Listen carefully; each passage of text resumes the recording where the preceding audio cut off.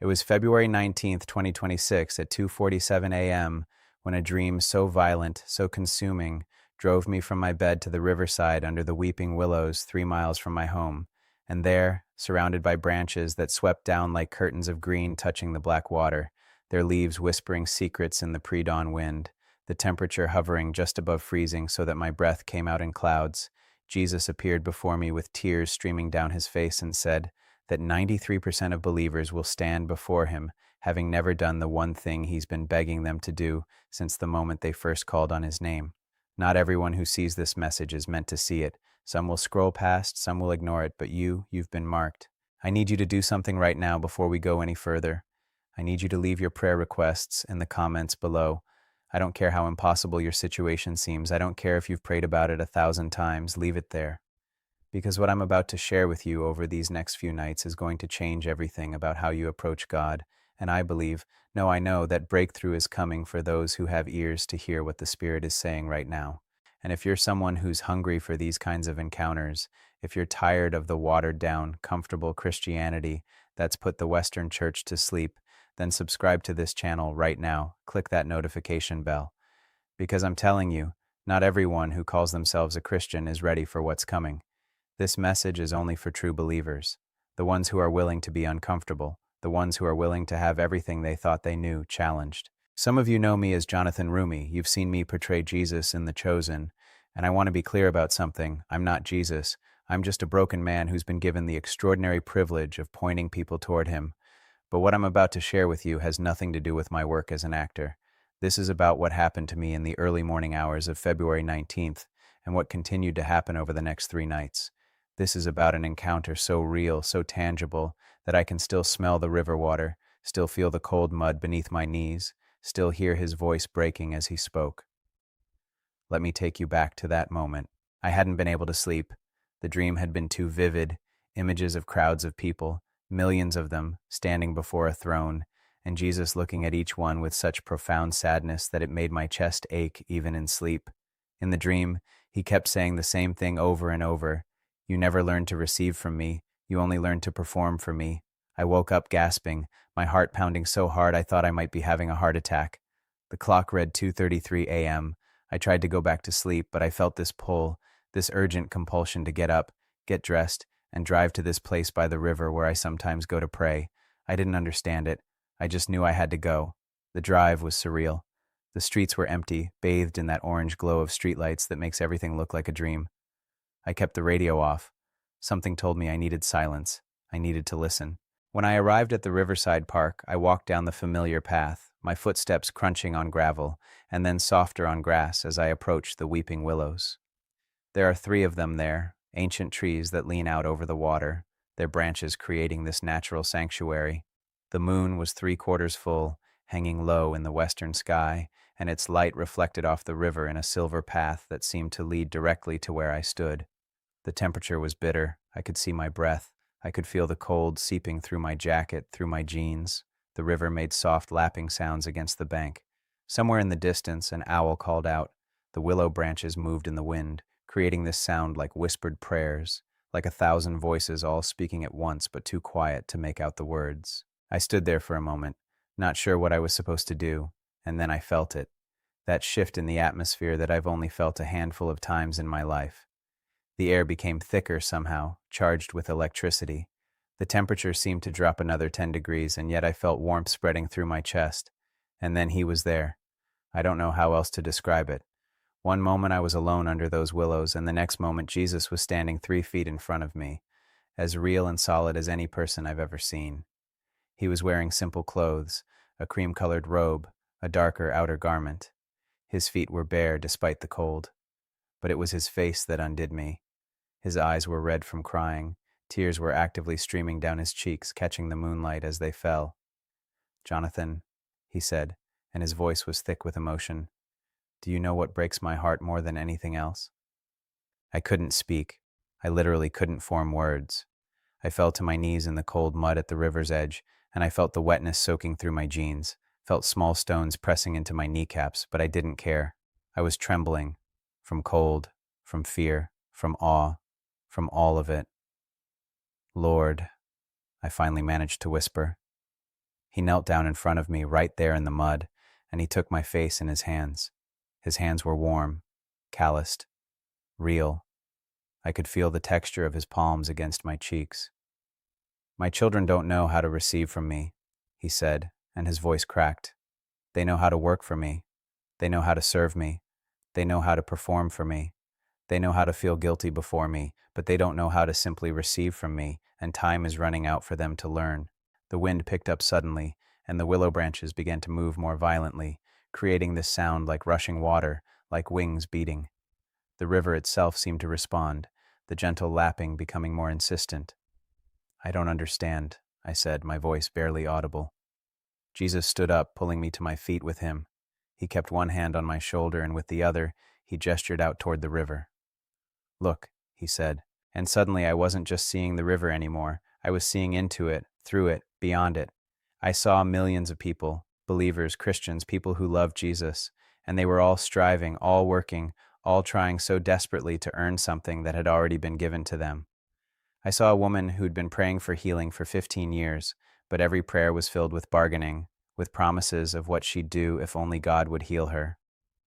I saw a man who served in his church 80 hours a week, running himself into the ground, believing that if he just did enough, God would finally be pleased with him. I saw a young girl who read her Bible every day out of obligation and fear, terrified that if she missed a day, God would punish her. "Do you see it?" Jesus asked, and his voice was anguished. "Do you see what they're doing?" "They're trying to earn your love," I said, the realization hitting me like a physical blow. "Yes," he said, "and every single day I'm standing before them with open hands, with gifts, with healing, with peace, with joy, with provision, with everything they need, and they won't receive it. They think they have to qualify for it first. They think they have to be good enough first. They think they have to do enough first." He turned to look at me directly, and the intensity in his eyes was almost too much to bear. "Jonathan, I need you to hear this. I need you to understand this with every fiber of your being, because you're going to tell others, and some of them will listen, and some of them won't. But the ones who do, their lives are about to change forever." I nodded, unable to speak. "Before midnight on February 28th, he said, "I'm calling every believer who hears this message to do one thing, just one thing. For 30 minutes each day between now and then, I want them to practice receiving from me, not asking, not begging, not bargaining, not promising, not performing, just receiving." The simplicity of it shocked me. I'd been expecting some great commission, some difficult task, some sacrifice. But receiving, that seemed too easy, as if reading my thoughts, and he probably was. Jesus smiled sadly. "You think it's easy?" he asked. "Try it right now. Stop performing for me. Stop trying to impress me. Stop trying to earn what I'm offering. Just open your hands and receive." I stood there under those weeping willows, with the river flowing beside us and the moon casting silver light across the water, and I tried to do what he said. I tried to just receive, and I couldn't do it. Every time I opened my hands, my mind immediately went to all the reasons I didn't deserve whatever he wanted to give me. All my failures, all my sins, all the ways I'd fallen short. "I can't," I whispered, and tears started streaming down my face. "Lord, I can't. I don't know how." "I know," he said gently. "That's why I'm giving you until February 28th to learn. That's why I'm giving everyone who hears this message these next 10 days to practice. Because what's coming after that, what I'm about to do in the earth, only those who know how to receive from me will be able to walk in it." He reached out and touched my chest, right over my heart, and I felt warmth spread through my entire body. The cold disappeared. The fear disappeared. For just a moment, I felt completely loved, completely accepted, completely enough without having to do anything to earn it. "This is what I want for all of them," he said. "This is what I died to give them. Not a religion, not a set of rules, not a performance-based relationship, but this intimate, receiving, childlike trust." The vision in the river changed. Now I saw the same people, but different. The woman who'd been praying for healing was sitting quietly, hands open, tears streaming down her face, and I watched as golden light, his healing presence, poured into her body. She wasn't begging. She wasn't bargaining. She was just receiving, and she was healed. The man who'd been serving 80 hours a week was sitting in his living room, doing nothing, just being still, and I saw Jesus sitting beside him, and the man's face was radiant with peace. He'd finally understood that his worth wasn't in his work. The young girl was reading her Bible, but now it was different. She was smiling. She was encountering him in the words, not just checking off a religious obligation. "This is what's possible," Jesus said. "This is what I'm offering, but they have to learn to receive it. They have to practice. They have to unlearn everything religion has taught them about earning and performing and qualifying." The wind died down suddenly, and the willow branches became still. The river returned to its gentle lapping. The owl called out again, closer this time. "Why February 28th?" I asked. "Why the deadline?" Jesus looked at me with such love and such sorrow mixed together that it nearly broke me. "Because on March 1st I'm releasing something new in the earth, a new wave of my spirit, a new level of intimacy, a new dimension of power and authority for my children. But only those who know how to receive from me will be able to carry it. The performers will burn out. The strivers will miss it. The ones trying to earn it will disqualify themselves. Only the receivers, only my children who've learned to simply open their hands and trust me, will be able to walk in what's coming." He paused and another tear rolled down his cheek. "And Jonathan, I need you to understand something. 93% of believers are going to miss this. 93% are so trapped in performance-based Christianity that they won't be able to receive what I'm offering. They'll see this message and they'll think, oh, I need to try harder to receive. And they'll miss the entire point. Receiving isn't trying. Receiving is resting. Receiving is trusting. Receiving is being still enough to let me love you." The sky was beginning to lighten in the east. Dawn was coming. I could see the faint pink and orange starting to paint the horizon beyond the trees. "I have to go," Jesus said, "but I'll meet you here tomorrow night. Same time. There's more you need to understand. There's more I need to show you." "Wait," I said desperately. "How do I do this? How do I learn to receive?" He smiled, and for the first time that morning, it was a smile of pure joy. "Start by believing that I want to give to you more than you want to receive from me. Start by believing that you don't have to earn my love. You already have it. Start by sitting still for 30 minutes and letting me love you without you doing anything to deserve it. Just receive, Jonathan. Just receive." And then he was gone. The presence lifted. The atmosphere shifted back to normal. I was alone under the weeping willows, kneeling in cold mud, with the dawn breaking over the river. I stayed there for another hour, trying to process what had happened. The sun came up, painting the water gold and pink. Birds began to sing. The world woke up around me, but I was changed. Something fundamental had shifted in my understanding of God, of Jesus, of what it means to be a Christian. And I knew with absolute certainty that I had to share this message, that there were people watching this right now who needed to hear it, people who've been striving and performing and trying to earn God's love for years, decades, their entire lives, people who are exhausted from trying to be good enough, people who are burned out from religious obligation. This message is for you. You don't have to earn it. You don't have to qualify for it. You don't have to be perfect first. You just have to receive. Tomorrow night, I'm going to share what happened during the second encounter. It got more intense. The revelations went deeper. Jesus showed me exactly what happens to believers who never learn to receive from him, and I'm telling you, it shook me to my core. But tonight, I want you to do something. Before you go to bed, I want you to set aside 30 minutes, turn off your phone, find a quiet place, and I want you to practice receiving. Don't pray your usual prayers. Don't make your usual requests. Don't recite your usual confessions. Just sit there, open your hands, and say, "Jesus, I'm here to receive from you. Whatever you want to give me, I'm ready to receive it." It's going to feel awkward. It's going to feel uncomfortable. Your mind is going to want to fill the silence with words and requests and bargaining. Don't let it. Just receive, and then come back tomorrow night. I'll be here. I'll share what happened during the second encounter under those weeping willows. The clock is ticking. You have until midnight on February 28th to learn this. Don't waste these days. It was February 20th, 2026 at 2:47 a.m., the exact same time as the night before, when I found myself driving back to the riverside under the weeping willows, except this time I wasn't confused about why I was going. I knew he would be there. I knew he was waiting. And I knew that what he was about to show me would be even more difficult to hear than what he'd revealed the first night. The temperature had dropped another 5 degrees, and as I walked down that gravel path toward the willows, frost crunched beneath my feet, and my breath came out in thick white clouds that hung in the still air before dissipating. The moon was in almost the exact same position as the night before, but tonight there were clouds moving across it, creating this effect where the light would disappear and then return, plunging the riverside into darkness and then illuminating it again in silver. I want to stop right here and ask you something. Did you do what I asked you to do last night? Did you set aside those 30 minutes to practice receiving? Because I'm telling you, if you didn't, you need to go back and watch part 1 again. You need to understand that this isn't just another inspirational message you can passively consume and then forget about. This is a divine appointment. This is Jesus himself calling you into something that will transform everything about your relationship with him. And if you're just watching this for entertainment, if you're not willing to actually do what he's asking, then you might as well stop watching right now. I'm serious.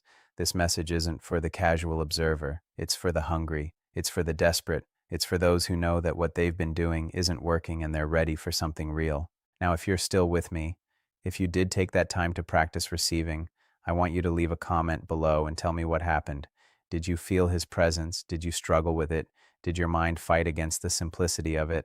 I need to know that there are others out there who are taking this seriously, because what I'm about to share is going to challenge everything you think you know about prayer, about faith, about your relationship with God. When I reached the Weeping Willows that second night, I didn't wait. I walked directly to the spot where I'd knelt the night before. I could still see the impressions in the mud where my knees had been, and I dropped down in the same place. The cold mud soaked through my jeans again. The river was moving faster tonight, swollen from rain that had fallen upstream, and the sound of it was louder, more insistent, like it was trying to tell me something. The willow branches were moving more dramatically in the wind that had picked up, and they created this sound like whispered warnings, like urgent messages being passed from tree to tree. I could smell the river water, that mineral scent mixed with earth and vegetation. I could smell the frost on the grass. I could feel the cold air burning in my lungs with each breath. And then, just like the night before, the atmosphere shifted. The temperature dropped so suddenly that I gasped. The air became thick, charged with electricity, and Jesus was there, standing at the river's edge, his back to me, looking out over the water. "Lord," I said, my voice trembling. He didn't turn around immediately. He just stood there, and I could see his shoulders shaking. He was crying. Again. Or still. I don't know. But the sound of his weeping mixed with the sound of the river and the wind in the willows, and it was the most heartbreaking thing I've ever heard. "Do you know what I see when I look at my church?" he finally said, still not turning around. "Do you know what breaks my heart every single day?" I didn't answer. I didn't know what to say. He turned to face me then, and his face was wet with tears. His eyes were red and swollen. He looked like a man who'd been crying for hours, for days, for years. "I see my children dying of thirst while standing in a river," he said, and his voice was raw with emotion. "I see them starving while sitting at a banquet table. I see them living in poverty while their inheritance sits unclaimed in the bank. And the worst part, Jonathan, the part that tears my heart in two, is that they think this is what I want for them. They think their struggle is noble. They think their striving is faith. They think their exhaustion is righteousness." He walked toward me, and with each step the ground seemed to respond. The frost melted where his bare feet touched the earth. Small flowers, impossible flowers in February, began to bloom in his footprints. The willow branches reached toward him like they recognized their creator. "Stand up," he said gently. "I want to show you something." I stood, my legs shaking, and he took my hand. His grip was firm and warm, and the moment his skin touched mine, everything changed. The riverside was still there, but now I could see beyond it, through it, into a dimension I'd never perceived before. "Look at the river," he said. I looked, and what I saw made me want to weep. The river wasn't just water anymore. It was flowing with light, with glory, with provision, with healing, with peace, with joy, with everything anyone could ever need. It was flowing with his presence, his love, his power, and it was flowing constantly, abundantly, without end. "This is what I'm offering every moment of every day," Jesus said. "This is what's available to every single one of my children, not because they've earned it, not because they've been good enough, but because I love them, because they're mine, because I died to give them access to this river." Then he turned my attention to the banks of the river, and what I saw there broke my heart. There were people everywhere, thousands of them, millions of them, and they were all so close to the river, but they weren't in it. They were standing on the bank looking at the water with longing, with desperation, but not entering. "Why aren't they getting in?" I asked. "Watch," Jesus said. I watched, and I began to understand. A woman approached the river's edge. She was clearly sick. I could see it in her body and the way she moved. She looked at the healing waters with such hunger, such need, but then she stopped. She knelt down on the bank and began to pray. Please, God, she said, please heal me. I promise I'll serve you better. I promise I'll read my Bible more. I promise I'll stop complaining. I promise I'll be more grateful. Please just heal me and I'll do whatever you want. She prayed like that for an hour, and then she stood up and walked away, still sick, still suffering, never having entered the water. No, I whispered. No. Why didn't she just get in? Because she doesn't believe she's allowed to, Jesus said, and his voice was thick with grief. She thinks she has to earn the right to be healed. She thinks she has to qualify first. She thinks she has to make herself worthy before she can receive what I'm freely offering. He showed me another person, a man this time. He approached the river carrying a heavy load on his back, bent over from the weight of it. I could see that the river was flowing with peace, with rest, with the very thing he needed. But he didn't get in either. Instead, he stood on the bank and began to work. He started building something, a structure, an altar, something to prove his devotion. He worked for hours, days, years, building and serving and striving, all while the river of rest flowed right beside him. And he never got in, he never received, he just kept working, kept performing, kept trying to earn the right to rest. This is what 93% of my children are doing right now, Jesus said, and I could hear the anguish in his voice. They're standing beside the river, dying of thirst, and they won't drink because they don't think they deserve to. They're standing beside the river of healing, suffering in pain, and they won't be healed because they think they have to earn it first. They're standing beside the river of peace, drowning in anxiety, and they won't receive peace because they think they have to fix themselves first. The wind picked up suddenly, violently, and the willow branches began to whip around us. The clouds moved faster across the moon, creating a strobe effect of light and darkness. The river itself began to churn and foam. Jonathan, Jesus said, gripping both of my shoulders now, I need you to understand the urgency of this moment. I need you to understand why I'm giving this message now, why I'm setting this deadline of February 28th. He gestured out toward the vision of people standing beside the river, and suddenly I could see time moving forward. I could see days passing, weeks, months, years. And I watched as person after person stood beside that river their entire lives and never got in. They prayed, they served, they read their Bibles, they went to church, they did all the things they thought they were supposed to do, but they never received, they never entered the river, they never experienced the abundant life that was flowing right beside them. And then I saw them standing before the throne. I saw Jesus looking at them with such love and such sadness, and I heard him say, I wanted to give you so much more. I had so much prepared for you, but you never learned to receive from me.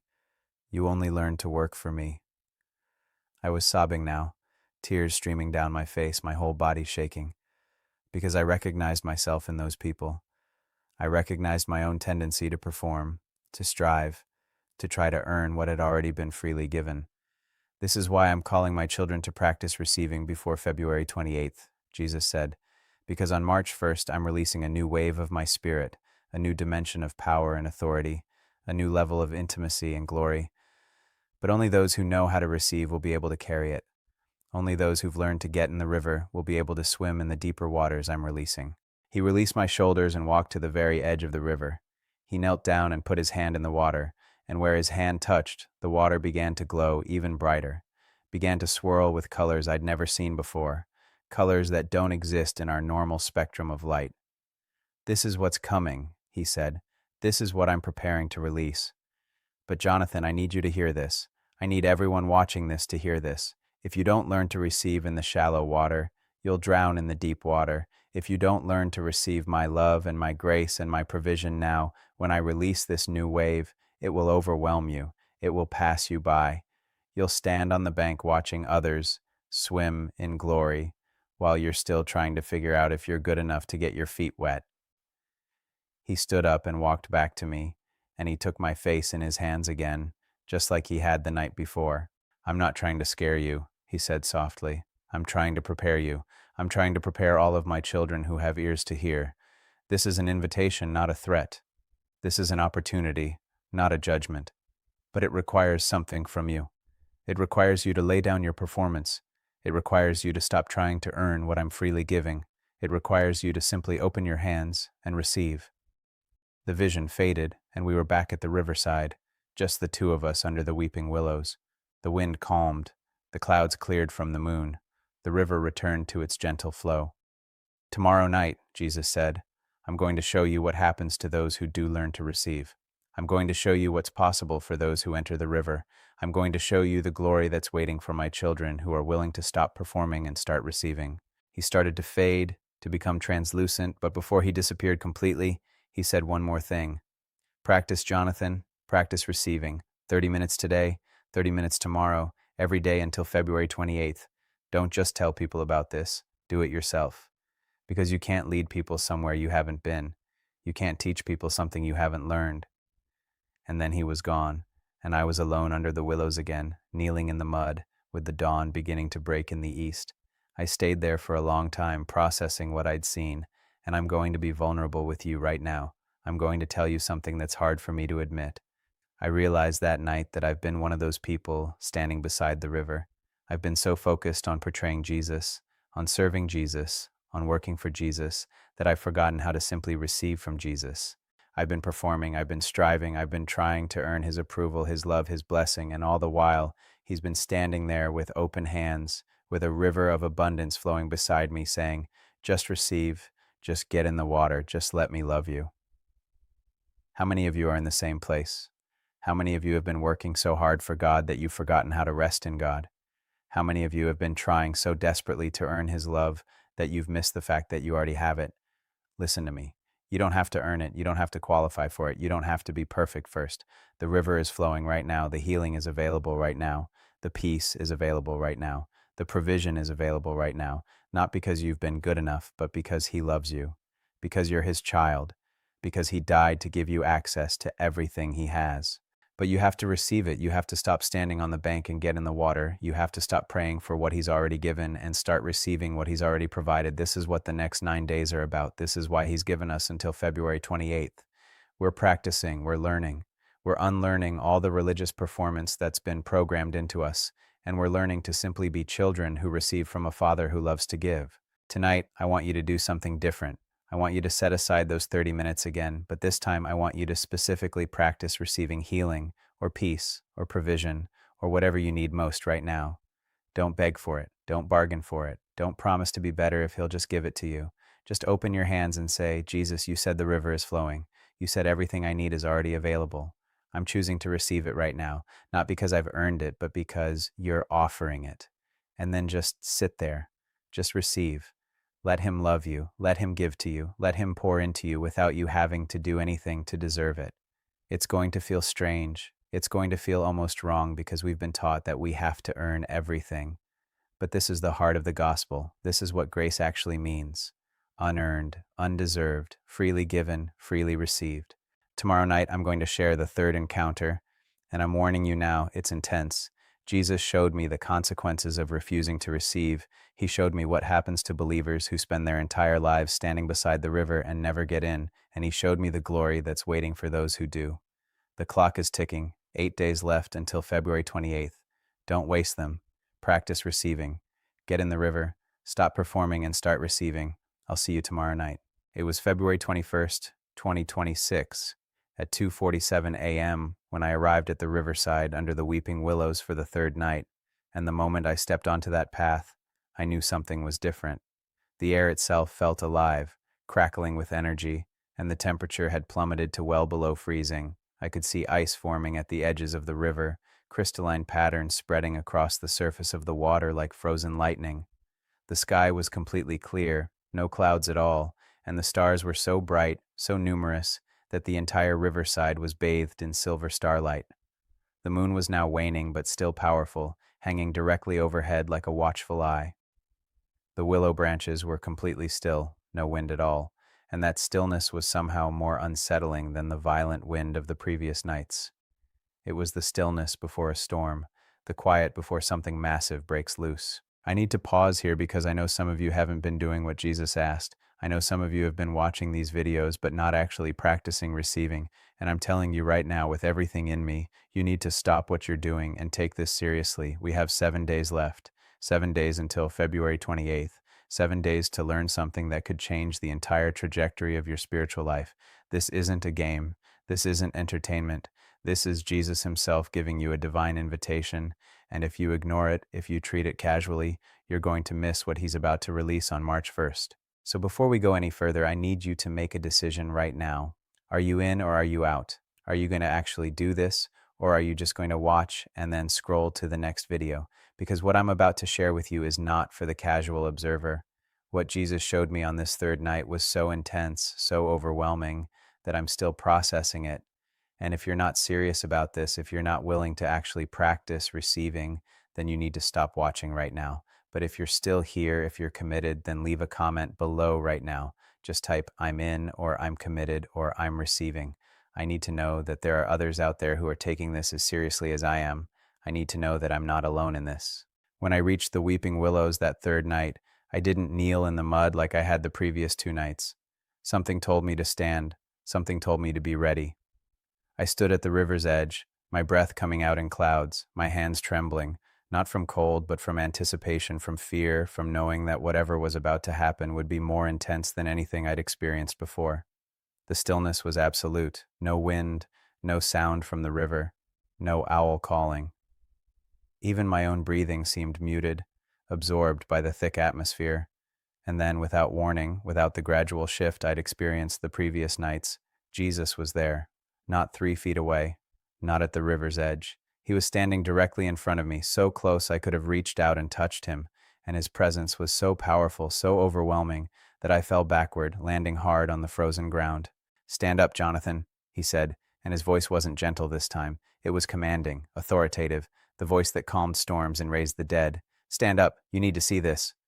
I scrambled to my feet, my heart pounding so hard I thought it might burst through my chest. Jesus' face was different tonight. He wasn't crying. His eyes were clear, focused, burning with an intensity that was almost frightening. He looked like a king. He looked like a warrior. He looked like exactly what Revelation describes, eyes like flames of fire, voice like rushing waters. "For 2 nights, I've shown you my heart," he said. "I've shown you my grief over my children who won't receive from me. But tonight, I'm going to show you something else. Tonight, I'm going to show you the consequences of refusing to receive, and I'm going to show you the glory that's waiting for those who do." He raised his hand, and suddenly the entire riverside transformed. The weeping willows grew massive, their trunks becoming as wide as houses, their branches spreading out to create a canopy that covered the entire sky. The river expanded, becoming a vast body of water that stretched to the horizon in every direction. And the stars began to move, to swirl, to form patterns and images in the sky above us. "Watch," Jesus said. In the stars, I saw a vision forming. I saw a man, a believer, a Christian, someone who loved Jesus, and I watched his entire life unfold before me. I saw him get saved as a young man, saw the joy and excitement of his new faith. I saw him join a church, start serving, start reading his Bible, start praying, and then I watched as, year after year, his faith became more about performance and less about relationship. I watched as he took on more responsibilities, more commitments, more obligations. I watched as he began to measure his worth by how much he did for God rather than by how much God loved him. I saw him pray for healing for his wife, but his prayers were filled with bargaining and begging. "Please, God, if you heal her, I'll serve you better. I'll give more. I'll do more." And I watched as his wife remained sick, not because God didn't want to heal her, but because this man never learned to simply receive the healing that was already available. He stood beside the river his entire life and never got in. I saw him struggle financially, constantly stressed about money, constantly worried about provision. And I watched as he prayed desperate prayers, making promises to God about tithing more, giving more, being more faithful with his finances. But he never learned to receive the provision that was flowing in the river beside him. He never learned that God wanted to provide for him not because he tithed correctly, but because he was a beloved son. I watched this man's entire life, and it broke my heart, because he was sincere. He really loved Jesus. He really tried to serve him. But he spent his entire life performing, striving, trying to earn what had already been freely given. And when I saw him at the end of his life, standing before Jesus, I heard the most heartbreaking conversation. Jesus looked at him with such love, such tenderness, and said, "My son, I wanted to give you so much more. I had healing for your wife. I had provision for your family.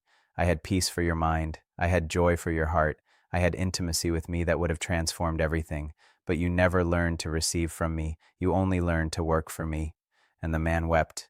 He wept with a grief so profound that I felt it in my own chest, because he realized too late that he'd spent his entire life standing beside a river of abundance and died of thirst. "No," I whispered, tears streaming down my face. "No, that can't be. He loved you. He served you." "I know," Jesus said, and now there were tears on his face too. "But love without receiving is incomplete. Service without receiving is exhausting. Faith without receiving is performance. And I didn't die to give my children a performance-based religion. I died to give them abundant life. But they have to receive it." The vision in the stars changed. Now I saw a woman, also a believer, also sincere, also devoted to Jesus. But her story was different. I watched as she too got saved as a young woman. I watched as she too joined a church and started serving. But then I saw a moment, a turning point, where someone taught her about receiving. Someone showed her that she didn't have to earn God's love, that she already had it. Someone showed her how to get in the river. And I watched as her life transformed. I saw her face the same challenges as the first man: sickness in her family, financial struggles, anxiety and fear. But instead of begging and bargaining, I watched as she simply opened her hands and received. I watched as she sat in God's presence for 30 minutes every day, not performing, not striving, just receiving, just letting Him love her, just letting Him give to her. And I watched as healing came, as provision came, as peace came, not because she earned it, but because she received it. I saw her at the end of her life standing before Jesus, and the conversation was completely different. Jesus looked at her with such joy, such pride, and said, "Well done, my daughter. You learned the secret. You learned to receive from me. You learned to get in the river. And because of that, you experienced the abundant life I died to give you. You walked in healing. You walked in provision. You walked in peace. You walked in intimacy with me. And now I have even more to give you." The contrast between these two lives shattered something in me. They were both believers. They both loved Jesus. They both served Him. But one learned to receive and one didn't. And the difference in their lives, in their experience of God and what they were able to walk in, was staggering. "This is what I'm trying to tell my children," Jesus said, his voice urgent now. "This is why I'm giving this message. This is why I'm setting this deadline of February 28th, because what's coming on March 1st is going to separate the performers from the receivers. What I'm about to release is so powerful, so glorious, so abundant, that only those who know how to receive will be able to carry it." He turned to face me directly, and he gripped my shoulders with both hands. His grip was firm, almost painful, and his eyes were burning with intensity. "Jonathan, I need you to understand something. The wave of my spirit that I'm releasing on March 1st is not like anything the church has seen in generations. It's not going to be about programs or methods or strategies. It's not going to be about who has the biggest ministry or the most followers or the best preaching. It's going to be about intimacy. It's going to be about receiving. It's going to be about my children who have learned to simply be with me, to receive from me, to let me love them." The river behind him suddenly began to glow, brighter and brighter, until it was almost blinding. The water started to rise, to swell, to build like a tsunami preparing to break. "This is what's coming," Jesus said, gesturing to the rising water. "This is the wave. And when it breaks on March 1st, it's going to sweep across the earth. Those who know how to receive, those who've learned to get in the river, they're going to ride this wave into dimensions of glory they never imagined possible. They're going to walk in healing power. They're going to walk in provision. They're going to walk in peace that surpasses understanding. They're going to walk in intimacy with me that will make everything else in their lives pale in comparison." The water continued to rise, and I could feel the power of it, the weight of it, the glory of it. "But those who haven't learned to receive," Jesus continued, and his voice became heavy with sorrow, "those who are still trying to perform, still trying to earn, still trying to qualify, they're going to be swept away by this wave, not destroyed, not lost, but overwhelmed, confused, left behind while others move forward into what I'm releasing." He released my shoulders and walked to the edge of the rising water. He put his hand into it, and where his hand touched, the water exploded with light, with colors, with glory. "This is why I'm giving you these 7 days," he said. "This is why I'm calling every believer who hears this message to practice receiving for 30 minutes every day until February 28th, because you need to learn to swim in the shallow water before the deep water comes. You need to learn to receive my love, my grace, my provision now, in the quiet, in the stillness, so that when this wave breaks, you'll be ready. You'll know how to receive the greater glory that's coming."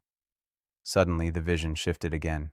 The stars above us began to form words, burning letters written across the sky in fire. Receive or be left behind. I don't say that to scare you, Jesus said quickly, turning back to me. I say it to prepare you. I say it because I love you. I say it because I don't want any of my children to miss what I'm about to do. But I can't force you to receive. I can't make you get in the river. I can only invite you. I can only offer it. You have to choose to receive it. The massive willow trees began to shake, their branches moving even though there was still no wind. The ground beneath my feet began to tremble. The stars swirled faster and faster in the sky, and the river, the glowing, rising river, began to roar with a sound like thunder, like 1,000 waterfalls, like the voice of God himself. 7 days, Jesus said, his voice cutting through the noise. 7 days to practice, 7 days to learn, 7 days to unlearn performance and learn receiving, 7 days to get in the river before the wave breaks. He walked toward me one more time, and he placed his hand over my heart. Immediately warmth flooded through my entire body. Peace, joy, love. Everything I'd been trying to earn my entire life, he was simply giving to me. I wasn't doing anything to deserve it. I wasn't performing. I wasn't striving. I was just receiving. This is what I want for all of them, he said softly. This is what I died to give them, not a religion, not a set of rules, not a performance-based relationship, but this intimate, receiving, abundant life. And then he spoke words that I will never forget, words that are burned into my memory, words that I know are meant for everyone watching this right now. Tell them that I'm not angry with them for performing. Tell them that I'm not disappointed in them for striving. Tell them that I understand. They were taught wrong. They were taught that they had to earn my love. But tell them that it's time to unlearn that lie. Tell them that it's time to get in the river. Tell them that I'm standing here with open hands, with a river of abundance flowing beside them, and all they have to do is receive. Just receive. Stop working for what I'm freely giving. Stop earning what you already have. Stop qualifying for what I've already qualified you for. Just receive. The vision began to fade. The massive willows shrank back to their normal size. The river returned to its banks. The stars stopped swirling and returned to their fixed positions. The ground stopped trembling, and Jesus began to fade, becoming translucent, preparing to leave. Tomorrow night, he said, his voice growing distant, I'll show you exactly how to do this. I'll give you the practical steps. I'll show you what these 30 minutes should look like. I'll show you how to practice receiving in a way that will prepare you for what's coming on March 1st. But tonight I needed you to see the urgency. I needed you to understand what's at stake. I needed you to see the difference between a life of performance and a life of receiving. Wait, I called out as he continued to fade. What if people don't believe me? What if they think I'm making this up? He smiled, and even though he was almost completely transparent now, I could see the love in his eyes. The ones who are meant to hear will hear, he said. The ones who have ears will listen. The ones who are hungry will respond. Don't worry about the skeptics. Don't worry about the mockers. Just deliver the message. Just tell them what I've shown you. The Spirit will do the rest. And then he was gone, and I was alone under the weeping willows, with the dawn beginning to break in the east, painting the sky in shades of pink and gold and orange. I collapsed to my knees, completely overwhelmed by what I'd seen. I stayed there until the sun was fully up, until the frost had melted, until the world had woken up around me, and I knew with absolute certainty that everything had changed, that I could never go back to performance-based Christianity, that I could never again try to earn what had already been freely given. Listen to me. I know this is intense. I know this is challenging everything you've been taught. I know some of you are thinking, this sounds too easy. This sounds like cheap grace. This sounds like we don't have to do anything. But that's not what I'm saying. That's not what Jesus is saying. He's not saying you don't have to serve. He's not saying you don't have to obey. He's not saying you don't have to read your Bible or pray or go to church. He's saying that all of those things flow out of receiving, not earning.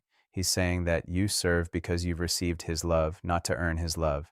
He's saying that you obey because you've received his grace, not to qualify for his grace. It's a complete paradigm shift. It's a total transformation of how you approach your relationship with God, and it's what he's calling every believer to understand before February 28th. Because on March 1st, everything changes. On March 1st, the wave breaks. On March 1st, he's releasing something that only the receivers will be able to carry. 7 days left. 7 days to practice. 7 days to learn. 7 days to get in the river. Tonight, I want you to do something specific. I want you to set aside those 30 minutes, and I want you to ask Jesus to show you where you've been performing instead of receiving. Ask Him to show you where you've been trying to earn His love instead of simply receiving it. Ask Him to show you where you've been standing beside the river instead of getting in. And then just listen, just receive. Let Him speak to you, let Him show you, let Him love you. Tomorrow night, I'm going to share the fourth and final encounter, and I'm going to give you the practical steps, exactly what these 30 minutes should look like, exactly how to practice receiving, exactly how to prepare for what's coming on March 1st. The clock is ticking. Don't waste these days. This is the most important message I've ever delivered. This is the most urgent word I've ever received. And I believe with everything in me that your response to this message will determine what you experience in the coming season. Get in the river, stop performing, start receiving. I'll see you tomorrow night for the final part. It was February 22nd, 2026, at 2:47 a.m. when I made what I knew would be my final pre-dawn journey to the riverside under the weeping willows. And as I walked down that now familiar gravel path, I realized that I was a different person than the man who had first walked this path 4 nights ago. The temperature had risen slightly, it was still cold, but the bitter freeze had broken, and there was a feeling in the air like spring was coming, like something new was about to break through the winter. The moon was a thin crescent now, barely visible, but the stars were still brilliant, and the first hints of dawn were already touching the eastern horizon with pale blue light. The river was calm, flowing gently, and the willow branches swayed in a soft breeze that carried the scent of water and earth and something else, something I can only describe as the fragrance of heaven. Before I share what happened on this fourth night, I need to address something.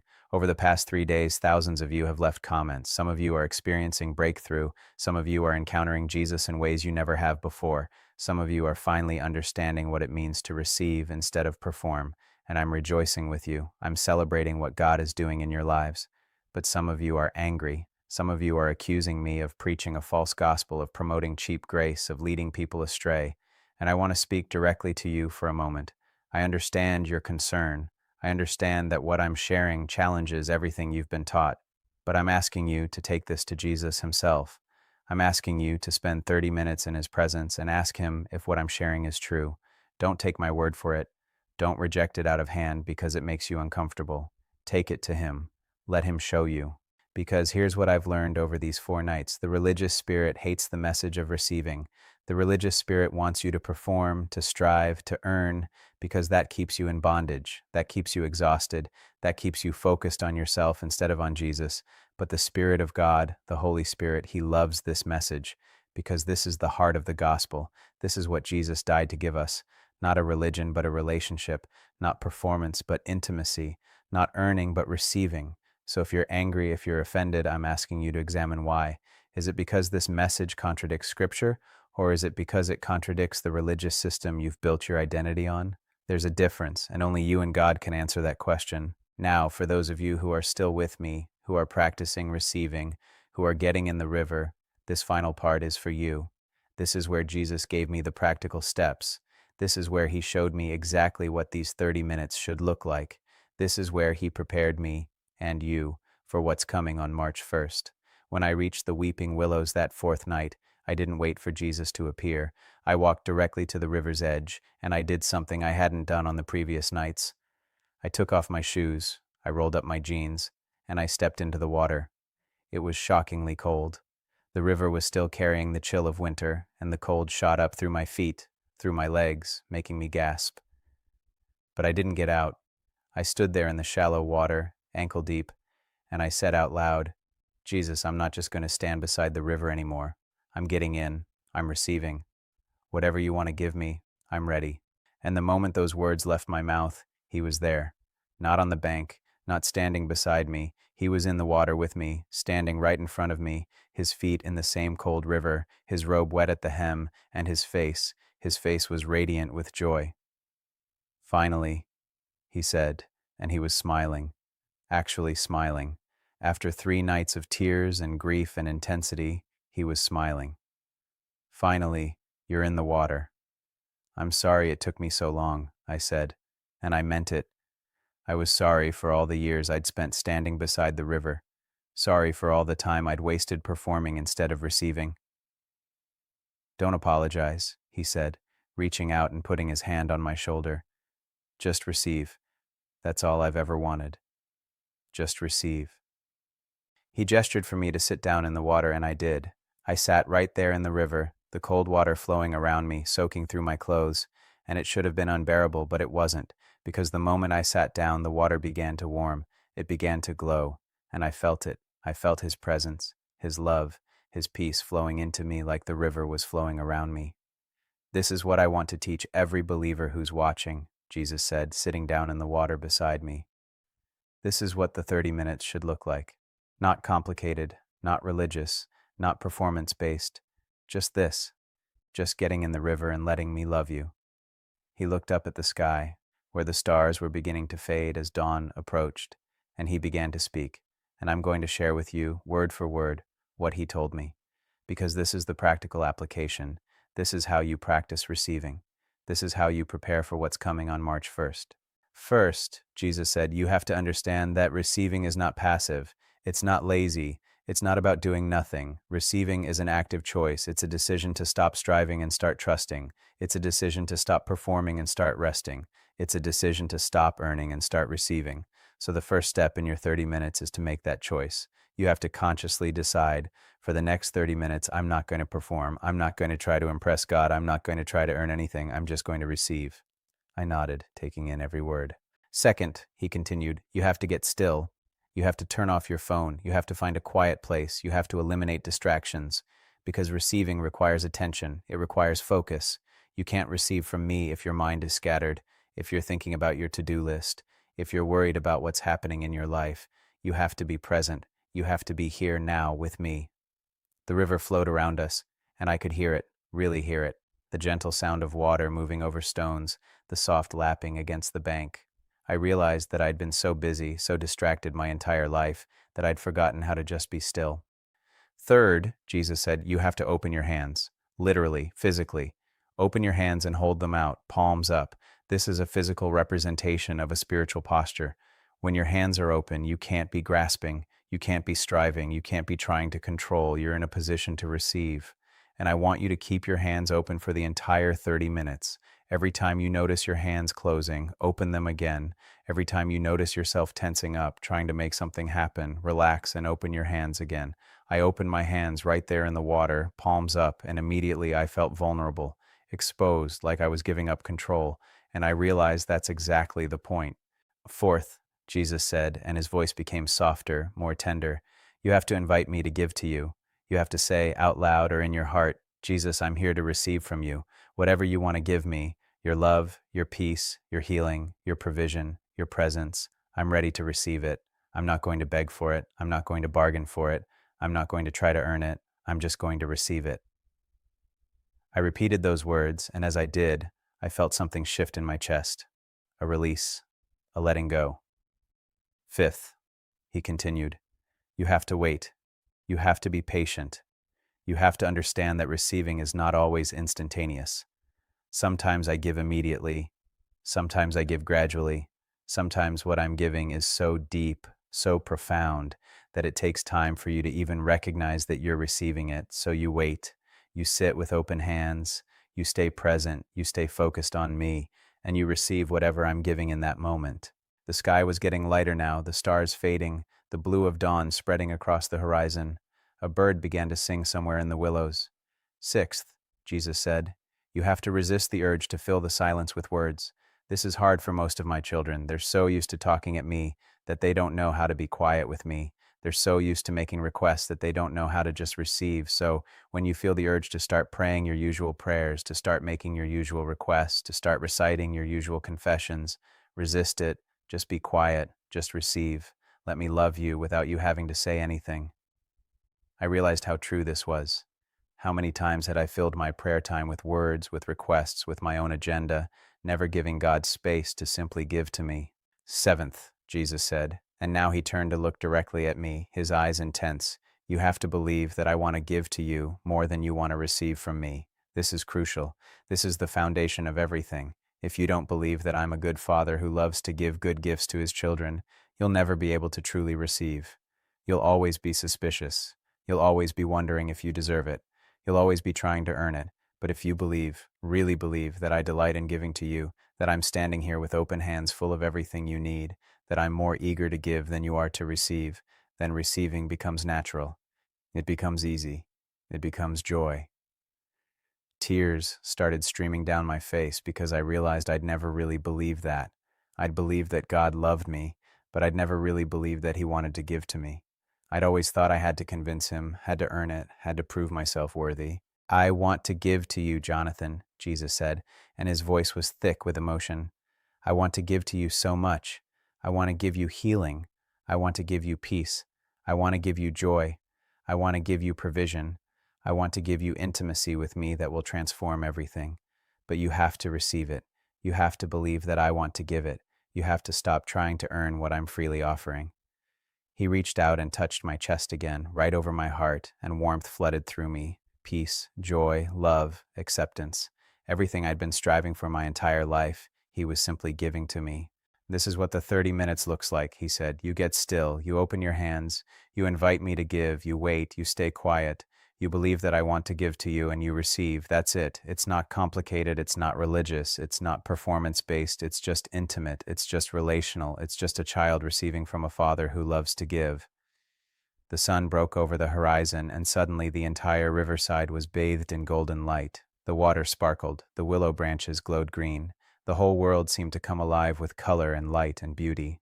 And here's what's going to happen, Jesus said, standing up in the water and pulling me to my feet with Him.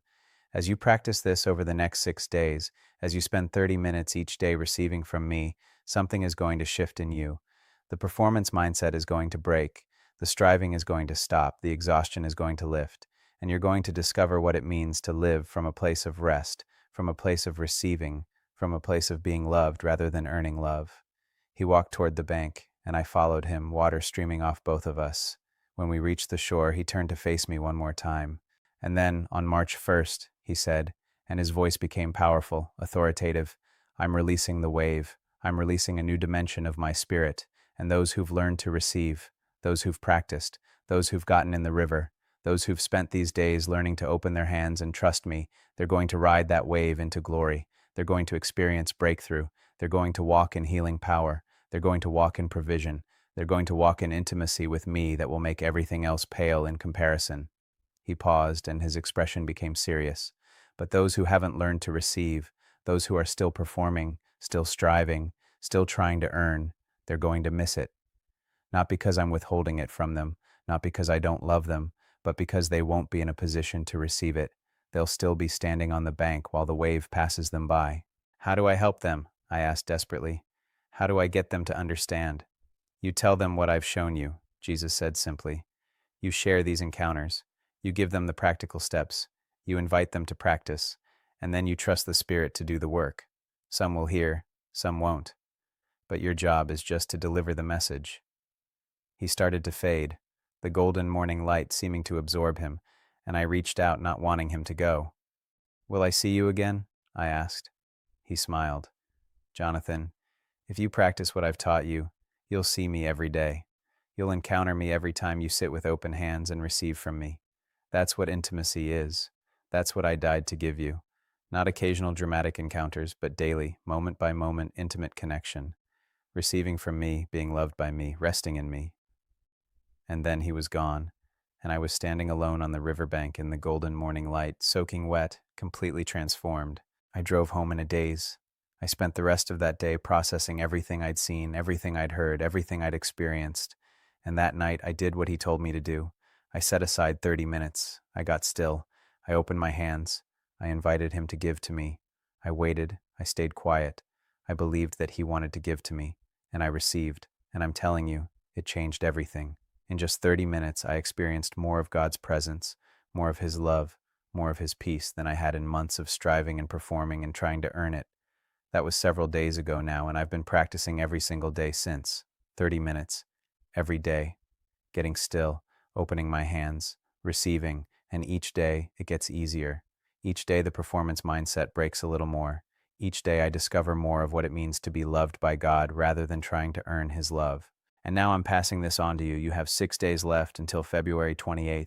6 days to practice, 6 days to learn, 6 days to get in the river before the wave breaks on March 1st. Here's what I want you to do. I want you to commit right now to 30 minutes a day for the next 6 days. I want you to follow the 7 steps Jesus gave me. Step 1. Make the conscious choice that for these 30 minutes, you're not going to perform. You're not going to try to earn anything. You're just going to receive. Step 2. Get still. Turn off your phone. Find a quiet place. Eliminate distractions. Be present. Step 3. Open your hands. Literally. Physically. Hold them out, palms up. Keep them open for the entire 30 minutes. Step 4. Invite Jesus to give to you. Say, Jesus, I'm here to receive from you. Whatever you want to give me, I'm ready to receive it. Step 5. Wait. Be patient. Don't rush. Don't try to make something happen. Just receive whatever he's giving in that moment. Step 6. Resist the urge to fill the silence with words. Just be quiet. Just be with him. Just receive. Step 7. Believe that he wants to give to you more than you want to receive from him. Believe that he's a good father who loves to give good gifts to his children. That's it. That's the practice. 30 minutes a day for the next 6 days. And I'm telling you, if you do this, if you really commit to this, you're going to be transformed. The performance mindset is going to break. The striving is going to stop, and you're going to be in position to receive the wave that's coming on March 1st. Now, I know some of you are thinking, what exactly is coming on March 1st? What is this wave? And I'm going to be honest with you, I don't know all the details. I don't know exactly how it's going to manifest, but I know it's real. I know it's coming. I know that Jesus is releasing something powerful, something glorious, something that's going to separate those who know how to receive from those who are still performing. Maybe it's a wave of healing. Maybe it's a wave of provision. Maybe it's a wave of revival. Maybe it's all of that and more. I don't know. But I know that if you're in the river, if you've learned to receive, you're going to experience it. And if you're still standing on the bank, still performing, still trying to earn it, you're going to miss it. The deadline is midnight on February 28th. That's when the preparation period ends. That's when the wave breaks. You have 6 days. Don't waste them. I also want to address something practical. Some of you are going to try this and you're going to feel like nothing is happening. You're going to sit there with your hands open for 30 minutes and you're going to think, I don't feel anything. I don't sense anything. This isn't working. Listen to me. Receiving is not always about feeling. Sometimes God gives in ways that you feel immediately. Warmth, peace, joy, his tangible presence. But sometimes he gives in ways that are deeper, quieter, more subtle. Sometimes what he's giving is so profound that it takes days or weeks for you to even recognize that you received it. So don't judge the effectiveness of your receiving time by how much you feel in the moment. Judge it by the fruit. Judge it by whether the performance mindset is breaking. Judge it by whether you're experiencing more peace, more rest, more intimacy with him over time. Trust the process. Trust that he's giving even when you don't feel it. Trust that receiving is happening even when you can't see it immediately. And here's another thing I need to say. Some of you are going to face spiritual resistance to this. The enemy does not want you to learn how to receive from God. He wants you trapped in performance. He wants you exhausted from striving. He wants you focused on earning rather than receiving. So when you sit down to practice receiving, you might experience distractions, interruptions, doubts, accusations. Push through, resist the enemy. Stand firm. This is too important to let spiritual warfare stop you. James 4:7 says, Submit yourselves therefore to God. Resist the devil, and he will flee from you. Submit to God by choosing to receive from him. Resist the devil by refusing to go back to performance-based Christianity, and he will flee. Now, I want to share something personal with you. Over these past few days of practicing receiving, God has shown me areas of my life where I've been performing without even realizing it. He's shown me how much of my identity I'd built on my work, on my portrayal of Jesus in The Chosen, on what people think of me. And he's been gently, lovingly dismantling that false identity and replacing it with the truth that I'm his beloved son, not because of what I do, but because of who he is. It's been painful. It's been uncomfortable. It's been humbling. But it's been necessary, because I can't lead you somewhere I haven't been. I can't teach you something I haven't learned. And I'm learning, day by day, what it means to receive from him rather than perform for him. I'm sharing this because I want you to know that I'm on this journey with you. I'm not speaking to you from a place of having arrived. I'm speaking to you from a place of being in process. We're learning this together. We're practicing this together. We're getting in the river together. And I believe that on March 1st, we're going to ride the wave together. So here's my challenge to you. Here's what I'm asking you to commit to. First, 30 minutes a day, every day, from now until February 28th. No excuses, no exceptions. Make it a priority. Schedule it, protect it, treat it like the most important appointment of your day, because it is. Second, leave a comment below every day telling me how it's going. Share your experiences, share your struggles, share your breakthroughs. Let's build a community of receivers. Let's encourage each other. Let's support each other in this journey. Third, share this message. I know that sounds self-serving, but I'm not asking you to share it for me. I'm asking you to share it because there are people in your life who need to hear this. There are believers who are exhausted from performing, who are burned out from striving, who are desperate for something real. Share this with them. Invite them to practice receiving. Help them get in the river before the wave breaks. Fourth, on March 1st, come back here. I'm going to post an update. I'm going to share what I'm experiencing, what God is doing, what the wave looks like, and I want to hear from you. I want to know what you're experiencing. I want to celebrate the breakthrough that's coming. And finally, I want to end with both a warning and a promise. The warning is this: if you ignore this message, if you treat it casually, if you continue in performance-based Christianity, you're going to miss what God is about to do. You're going to stand on the bank and watch others swim in glory while you're still trying to figure out if you're good enough to get your feet wet. I'm not saying this to manipulate you. I'm not saying this to scare you. I'm saying this because it's true and because I love you too much to let you miss this. But the promise is this: if you respond to this message, if you commit to practicing receiving, if you get in the river, you're going to experience breakthrough like you've never experienced before. You're going to walk in healing. You're going to walk in provision. You're going to walk in peace. You're going to walk in intimacy with Jesus that will transform everything about your life. This is not hype.